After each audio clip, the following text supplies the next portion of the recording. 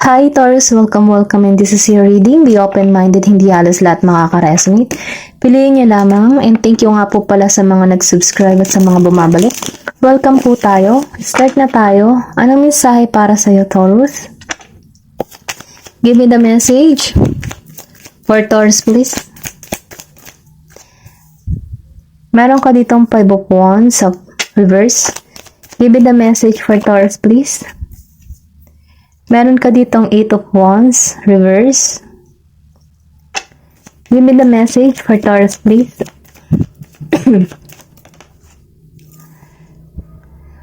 Meron ka ditong Page of Cups, reverse. Give me the message.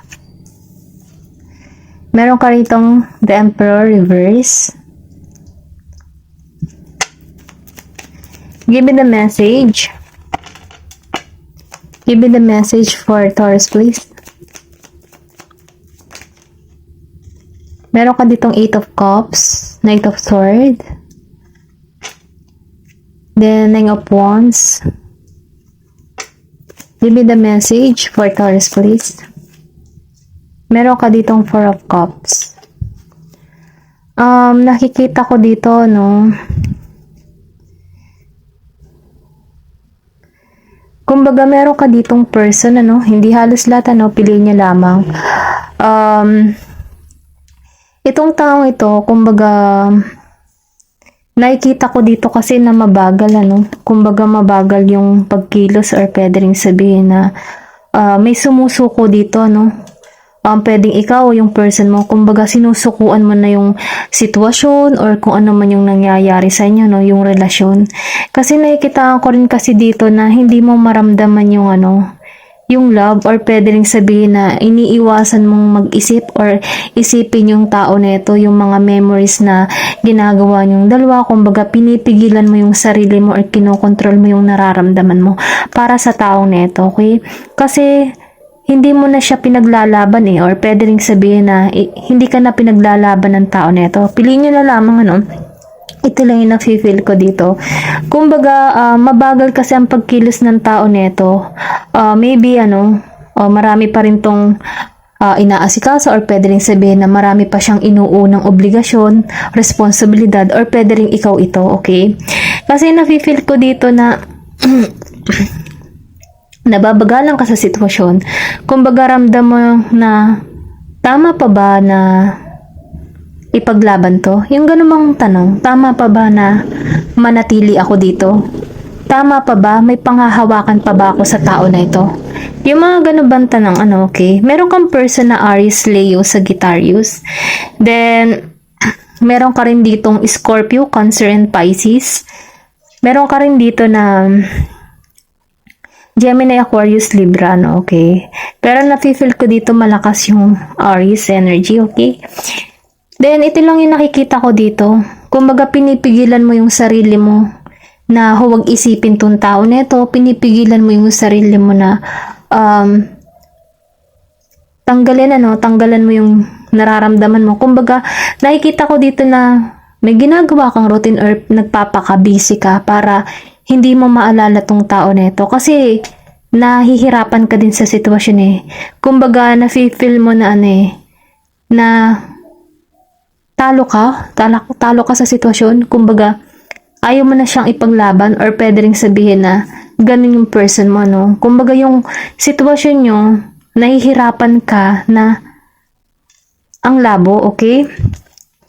Kasi ito yung nakikita ko, The Emperor, reverse. Kumbaga, hindi mo siya makitaan na ideal man or ideal woman, Kumbaga, siya kumbaga, childish pa, Kumbaga, nafe-feel ko dito na wishy-washy, kumbaga, urong sulong, hindi pa siya makapag-desisyon kung ano ba talaga yung gusto niya or hindi, Katulad mo dito, or pwede rin sabihin ikaw yung nakakaramdam nito, na wala kang kasiguraduhan dito sa person na to, sa person mo, Kasi hindi mo siya makitaan na handa sa inyong sitwasyon o relasyon, kumbaga, meron dito kasing distance, kumbaga, malayo pa sa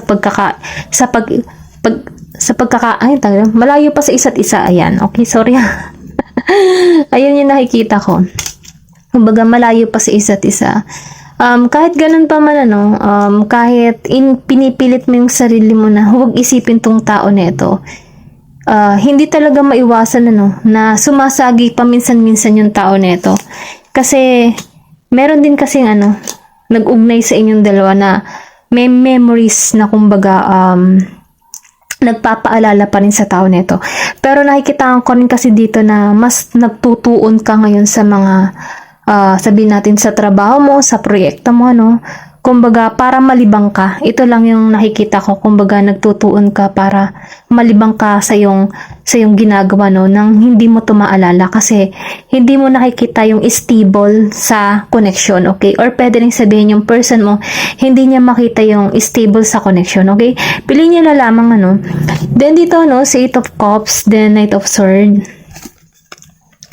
Nakikita ko rin kasi dito na maraming nasayang na panahon at oras. Then, nafe-feel ko din dito kasi na nakatuon ka ngayon dito sa tagumpay.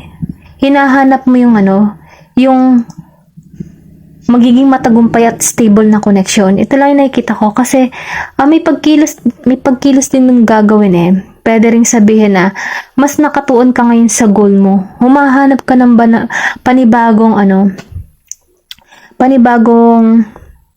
sabihin nating inspirasyon na kung saan pupuno sa'yo, Kasi nakikita ko rin dito na may liwanag eh. Then meron ditong itong motor. Kumbaga merong pagkilos. Kasi meron din dito kasing tao na kahit nagpapaka-busy siya, hindi talaga niya maiwasan na maisip din yung tao nito. Kumbaga sumasagi din sa isipan niya yung tao nito, okay? Hindi niya maalis-alisan. Para may nagtutulak sa tao nito na kumilos, Kumilos para maglapit sa inyong dalawa, okay? Pero ganun pa man, nakikita ko sa taon to, medyo mabagal nga lang. Maybe nag-iisip-isip pa to, or sabihin natin na andun siya sa humahanap siya ng tamang panahon, okay? Ito lang yung nafe-feel ko. Or pwede rin sabihin kung ikaw ay isang lalaki, Ito lang yung nakikita ko. Nag-wait ka lang ng tamang oras kasi nakikitaan mo ka rin kasi dito na may tagumpay kung aayusin, okay? Ganun pa man, dito sa Nine of Wands, nafe-feel ko dito, na may lakas at tapang na loob. Kumbaga, marami na rin kayong pagsubok, na kinaharap sa sitwasyon nyo. Kumbaga, nafe-feel ng person mo na walang nangyayari, Kumbaga, meron ditong naubos na oras at panahon. Kumbaga, hindi nagdire-diretso.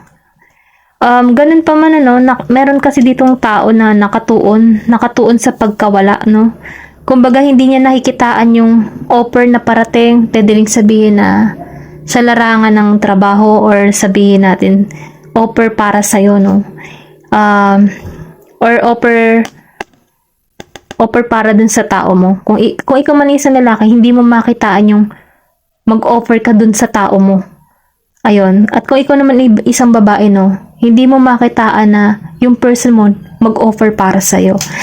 Nakita ko rin kasi dito, na matatag ka. Kumbaga, kahit may mga problema kang kinakaharap, tumatayo ka. Kumbaga, nalalampasan mo yung mga problema, yung mga dagok ng buhay, or sabihin natin na yung mga pagsubok ng buhay, dahil dun, kahit hindi mo pa nakikita yung offer na parating dito, darating yung magandang simula para sa'yo.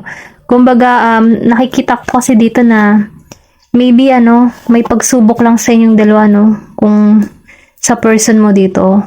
Or kung wala ka namang person, merong offer para sa'yo. Ako nakikita. Sabihin natin new love, new job, okay? And new, sabihin natin new opportunity, okay? Kasi nakikita ko dito sa person mo, siya Kumbaga, nakikitaan mo siya na hindi equal yung energy nyo.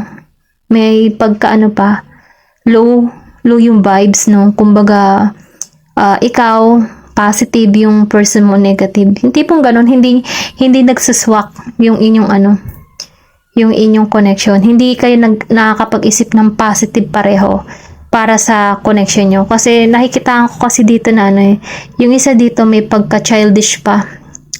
Hindi niya pa kayang ayusin yung mga problema. Kumbaga, may nahihirapan. Then, dahil doon meron ditong umalis or inalisan, okay? Kumbaga, hindi niya makitang maipaglaban tong connection na ito. Ayun. Tingnan pa natin kung ano pa yung may papayo para sa'yo. Pasensya na sa mga tunog-tunog ng tricycle kung nakikinig nyo. Give me the message for Taurus, please. Ayan. Tumalsik to. Meron ka ditong full moon Sagittarius. See the bigger picture. Kumbaga, iminumungkahi sa'yo dito, na tingnan mo yung kumbaga yung malaking larawan para sa'yo, kung ano ba talaga yung gusto mo or gusto mong mangyari para sa buhay mo. Kasi once na tinitingnan mo yung malaking larawan or yung vision para sa'yo, dun mo kasi na-attract yung positibo at yun ang nagaganap para sa'yo. Kumbaga, magi ka lang positibo palagi at iwasan mo yung pag-iisip ng mga negatibo. Magtuon ka kung ano talaga yung goal mo sa iyong buhay, okay? Tingnan pa natin. Give me the message. Meron ka dito, new moon in Scorpio, go deeper. Maybe kaya sinasabi dito yung go deeper, maybe yung connection na meron ka, medyo mababaw, Or pwede rin sabihin, hindi mo nakikitaan ng malalim na connection, okay? Kaya, minumungkahi dito, kung dadako ka ulit sa susunod na relasyon, mas bigyan mo ng emotion or sabihin natin mas magkaroon kayo ng malalim na connection, Kaya kailangan lamang dyan ng yung heart to heart talk, Nang sa ganon, ma-share mo yung thoughts mo at ma-share din ng tao niya yung thoughts niya, Nang sa ganon, mag-connect, okay? Ayun lang yung nafe-feel ko dito, Kailangan lang kasi ng lalim na usapan para nang sa ganon, mas malalim din yung connection. Then, meron ditong last quarter moon in Capricorn. Leave the past behind. Kumbaga, sinasabi dito, alisan na yung mga masasamang nakaraan na hindi na hindi na makakabuti para sa hinaharap, okay? Kumbaga, once na kasi nananatili tayo sa mga past na nakaraan, dinadala ka yan kumbaga hinahata ka yan para hindi ka magsimula muli or pwede rin sabihin para hindi mo makita yung big picture na sinasabi dito. Kaya, mas may naman, tanggalan na yung past na nangyari. Kung ano man yung mga masasakit, huwag kang magpatali doon. Kumbaga, pakawalan mo na, okay? Tingnan pa natin. Give me the message for Taurus, please. Meron ka dito, last quarter moon in Aries. Work through your feelings. Kumbaga, sinasabi dito, maybe ikaw yung tipo ng tao na hindi ka nagpapakita ng emotion mo or sabihin natin na hindi mo pinaparamdam yung nararamdaman mo, Kumbaga, kailangan mong aralin kung ano yung emotion mo para sa susunod na person mo, Kasi once na nakikita niya yung talagang yung true self mo, doon niya malalaman kung ano ba talaga yung nais mo, kung ano ba talaga yung gusto mo mangyari sa isang relasyon, okay? Kaya kailangan dito, na mas maging mapahayag kung ano man yung mga nararamdaman, okay? Kumbaga, direct to the point ka sa mga nararamdaman mo, okay? Ayun lang yung nafe-feel ko dito, okay? Thank you for watching and love and peace.